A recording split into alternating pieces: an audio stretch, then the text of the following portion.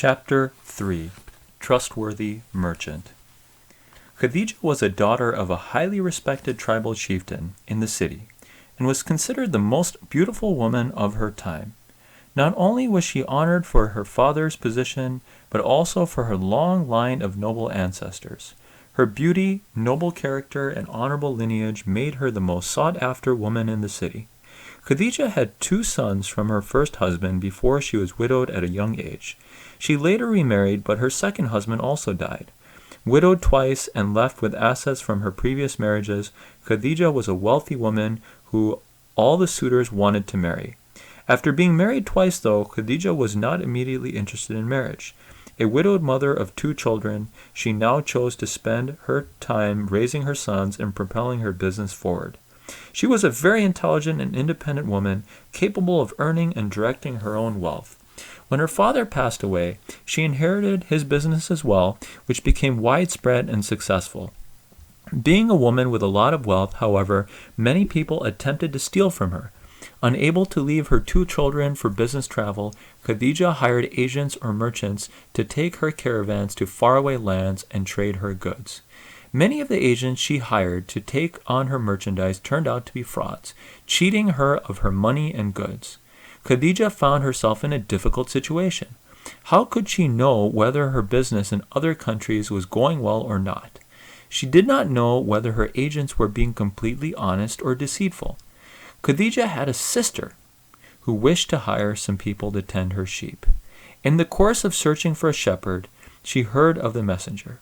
She negotiated with him and his shepherd partner to tend to her sheep in the field.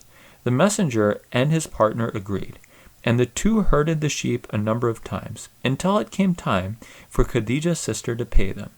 The messenger asked his partner, "Would you collect it on my behalf? I am shy to approach her." In that society, displaying modesty was a virtue. Thus, the messenger's partner went alone to Khadija's sister.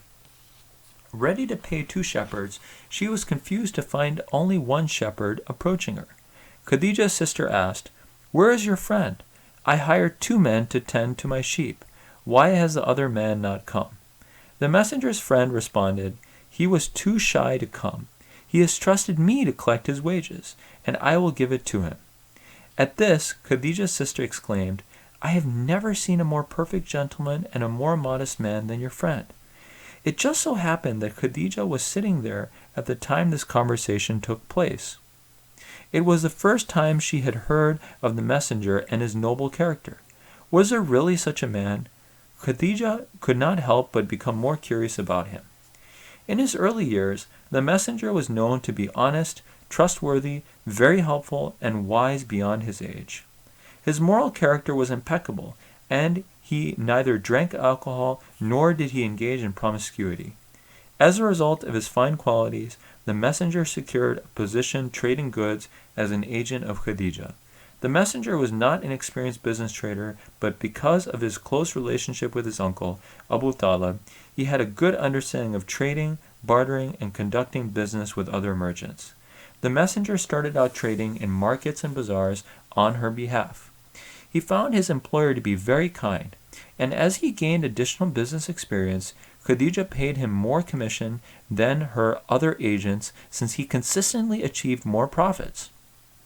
She found the messenger's unparalleled integrity and exceptional business performance worthy of increasing his wages. A time came when drought in and around the city made conditions tough. To offset the slowdown in local commerce, Khadija inquired whether the messenger would travel to Syria, acting as her agent to trade on her behalf. Such a business offer amazed the messenger, who, although from a noble clan, was not wealthy enough to even own his own living space. He consulted his uncle Abu Talib on whether to accept such an endeavor. Abu Talib was concerned for his nephew's safety on such a lengthy journey. Khadija approached Abu Talib, who relented to her request only after she doubled the messenger's normal commission. The messenger was accompanied on the trip by one of Khadija's servants, Maysara, who had been directed by her to pay attention and keep an eye on this man. While traveling, Maysara witnessed a number of things about the messenger which he had never seen before with any other individual, let alone a business partner of Khadija. Once, when the caravan had stopped for a break, the messenger, searching for a resting place, found shelter under a tree. Maysara chose to walk and stretch too. Noticing the caravans, a monk approached Maysara. Pointing to the messenger, the monk inquired, "Who is that man under that tree?" Maysara glanced at the messenger and replied, "A man from the city."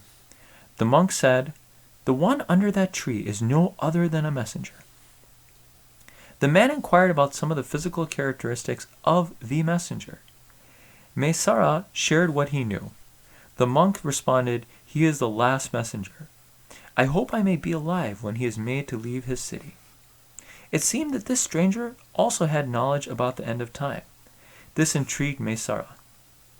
Once at the market while doing business, the messenger was asked to swear upon idols, the deities of the land, which was a custom while doing business. Maysara heard the messenger stand firm on principle and say, "I do not swear by these gods." When the messenger had moved on from that transaction, another man approached Maysara and informed him, "This is a messenger. He has those characteristics found in the books of priests." Now Maysara was really moved. Twice now the merchant employed by Khadija was referred to as a messenger. He began to pay more attention to this man. Surely, if he was who they said he was, there would be more signs. The journey back was in very hot weather, and Maysara, who admired the messenger greatly at this point, checked to see how the trustworthy merchant was coping with the heat. To his surprise, he saw the messenger shaded by a cloud. Even when the caravans changed direction, the cloud seemed to persistently cover the messenger from the intense sun rays. He had never seen such a phenomenon before, as it seemed to defy the normal laws of nature. When the caravan returned to the city, Maysara rushed to inform Khadija of all that had transpired on the trip. His incredible praise and admiration of the messenger amazed Khadija. When the messenger came to Khadija to deliver her goods, she was pleasantly surprised to discover he had made a great profit, larger than any other merchant had made on her behalf. He handed over the Syrian goods and money earned on the business trip. Khadija paid him the agreed-upon commission. Khadija had never met such a man, so honest and honorable. His mannerisms and deference with her planted a seed of affection for the messenger in her heart.